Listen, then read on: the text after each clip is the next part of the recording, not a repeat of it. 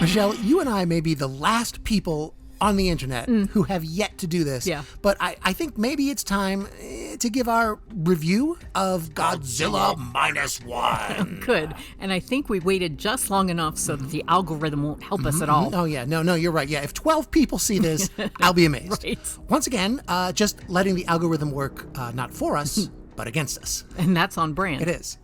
And that's probably okay, because this isn't really the type of review that most people are expecting. No. It's not what they're looking for. Right. It's not what they're used to. No. You know, I did some research, and a lot of reviewers, if you can believe this, Yeah. they go see a movie, and then they just state their opinion. Huh. Yeah. So they don't draw a picture? No, they don't draw a picture. They just talk about the movie. Weird. Yeah. But we're not going to do that. No. Well, here's what we do on this channel. We're going to draw a monster. Yes. And I've decided to try to draw Godzilla in kind of a pen, ink, and brush rendering. Okay. And then we'll just kind of loosely talk about our movie experience. Again, on brand. Yeah. So let's just get this out of the way. Okay. This may be an unpopular opinion. Here we go. I thought Godzilla Minus One was a good movie. Bold statement. I'm not afraid to say it. So brave. Yeah, and you liked it too. I thought it was the best movie I'd seen in a long time. Yeah. And to be fair, that's how a lot of people feel about it. Yeah, and I think maybe we went in with no expectations because even though we enjoy monster movies, Yes. I have always had a preference for people-sized monsters. Frankenstein, Dracula, Wolfman, zombies, whatever. Right. People-sized monsters make me feel like their wrath is personal. Yeah. Like if there's a zombie lumbering toward you, it's because it wants to eat your brains in particular. Or if there's a werewolf loping across the moors and you're within smelling distance, Yeah. it's going to target you. That's what it is. Yeah. People-sized monsters are targeting you personally. Yes. Like ghosts appear in your house. And vampires, you often get invited to their house. So, I mean, that seems pretty personal. Yeah. It's an invitation. Yeah, So, and who's not going to RSVP to a count? exactly. The first haunted house I ever went to, a guy in a Frankenstein costume chased us from one room to the next, and it scared the heck out of me. It was terrifying. You know, I thought you loved Frankenstein, though. I do, but he also scares All right. me. Yeah, okay. I know, it's a complicated relationship. That's fair enough. I guess my point is, you know, giant building stomping monsters have always seemed a bit more aloof to me. Okay, Like yeah. a bit more random in their destruction. I can see that. Like I always thought that Godzilla or Kong or Cloverfield, whatever his name is, Right. they wouldn't even be aware of my existence if they were standing 50 yards away. Right. And maybe that's just a self-esteem issue, and maybe I have to work on that. But I always felt like if there were a kaiju attack, and if I just stayed out of the monster's direct path, I could probably just scurry to safety and just, you know, let it pass. Right? There's a sense that if you played your cards right, you could escape disaster. Exactly. And so it never seemed as scary to me. Right.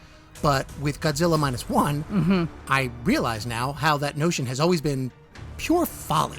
Right. It's ridiculous. I have never been more terrified of a giant monster than I was with Godzilla Minus One. Just the immense destructive power. Oh, God. Like a tragic natural disaster Yes. on legs. Every time he showed up on screen, I was in fear for the lives of everyone on the screen. Yeah.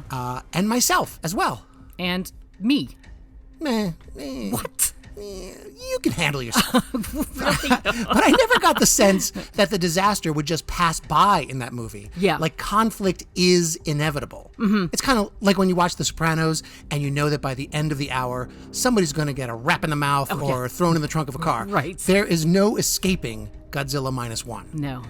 Also, seeing it in the theater with the extra loud sound that shook our seats and sitting in the fourth row where he literally towered over us. Yeah. Everything felt real. And it was like I had to remember to breathe again after the Godzilla scenes ended. Yeah, the special effects were mind-boggling. Yes. There was no point in the movie where I didn't believe that a giant monster was stomping on actual buildings and people. Yes. And actually, to illustrate that, how many times did we see the movie? 3 times. No, 2.5. Right, 2.5, because at one of our screenings, Godzilla had just finished rampaging through a city. Spoilers. Yeah, that's a spoiler. And we were still pretty shaken. And it was a powerful scene. And suddenly, an usher burst into the theater with a flashlight, and he loudly announced that we all had to evacuate the theater immediately. And both you and I know, were thinking the exact same thing. Godzilla. Right. We really did think it was a Godzilla attack for a few seconds. I honestly did. That's how powerful the movie is. Yeah. But, it was just a boring old gas leak. But then we sat there in the parking lot for half an hour watching the fire department hustle in and out of the theater. And everyone else had gotten in their cars and left. Yeah, they knew better, but we were wondering, when do we get to go back in? And finish the movie. Right. We honestly thought that's how gas leaks worked. Yes. Idiots. Anyway, we will talk more about the movie in a minute. Okay. But let me just cover some of my ideas about this drawing. Okay. First, I don't generally draw giant monsters and destroyed cities, but Minus One was powerful and inspiring, and I thought I'd give it a try. And I wanted to try to capture that sense of scale that we felt in the movie. Oh, yeah. Just that giant, towering beast stomping through the city and shaking the ground. That's the composition. But as far as the rendering, I was tempted to do a spattery ink wash. Okay. Because ink wash can often successfully convey things like smoke, fog, clouds, amorphous sort of soft edge thing, like gas leaks.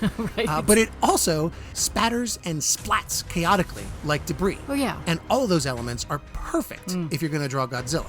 But you didn't use ink wash. No. How come? Well, maybe because I'm an idiot. Maybe. Between you and me. But let's just say that I wanted to challenge myself to try to render something closer to a classic pen and ink sketch. Okay. Something that uses hatching and line weight to convey tone. I actually love the way this piece looks. Oh, thanks. I love the line work, and I love the way the dark shapes pop against the light shapes. Well, that's another part of it. Setting up the dark, mid, and light values to bounce off each other and kind of draw your eye. We don't have time for me to drone on and on about this. Right. But I did hammer it all out in a torturously long blog post on our website. And I listed all of my tools and materials and my thought process in the post. And the link to that's in the info down below.